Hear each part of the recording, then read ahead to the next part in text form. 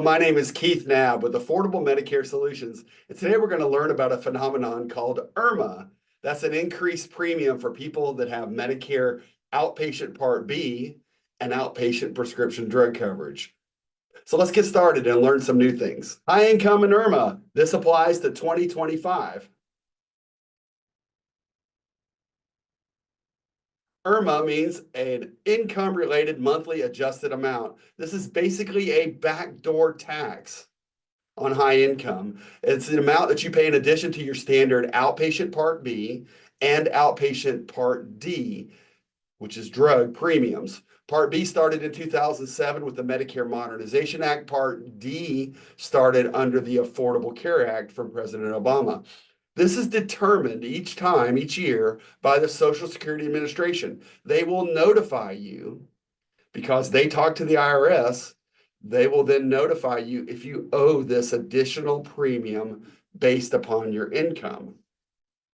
So how is it determined? They look at your modified adjusted gross income. So that's not line 37 on your tax return. Line 37 is your adjusted gross income. Modified means they add back certain things like tax exempt interest on municipal bonds or foreign income. They look at all the things and add up all income and charge you.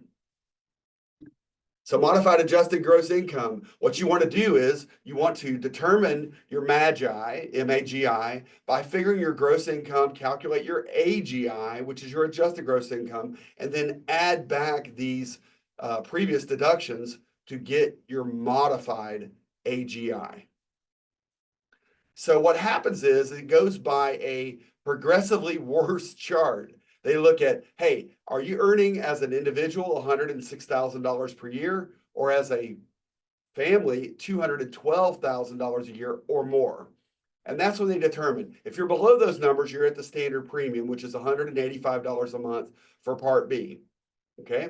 Now, if you go above that, you get tagged at 133,000, at 167,000, at 200,000 or 500,000, or as a couple, it goes up even faster, so at 750,000. So you have to look at the chart to determine what the penalty, the tax, is going to be.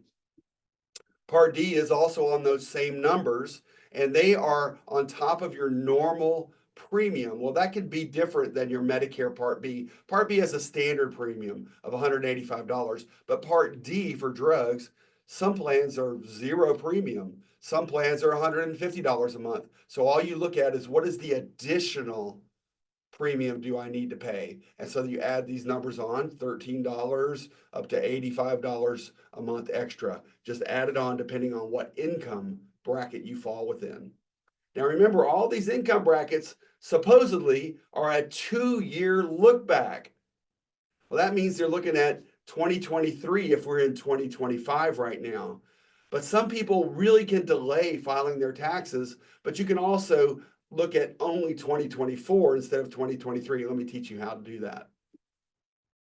So by filing a life-changing event form, you can say, hey, I know I made a lot of money in 2023, but in 2024, I've retired, or in 2025, I retired. Let's look at my more recent income statements and explain my reduction in income so that I don't have to pay these high extra fees. And you're going to submit this further documentation and this form, and then Social Security is going to review it, oftentimes with a phone interview with you. This form is very simple. And you'll see under the step 1, they say, what is your life-changing event? Is it a marriage, a divorce, an annulment, a death? Did you stop working? Did you retire? Did you get reduced in your work hours? Maybe you went from full-time to part-time. Did you lose some other income? Maybe a pension went bankrupt, or an employer might have given you a large settlement to ask you to walk out the door. That happens sometimes. So what are the possible outcomes of an appeal like this, of asking for a reduction? Well, they can be 3 outcomes. You can be approved to have the penalty, the Irmaa, removed, or you can be denied. They can say, nope, we don't agree with you at all. We're going to keep it at the assessed amount. Or you can come to a nice happy medium, or they might reduce it and bring it down in charge. They don't get rid of it, but they've met you in the middle and helped out.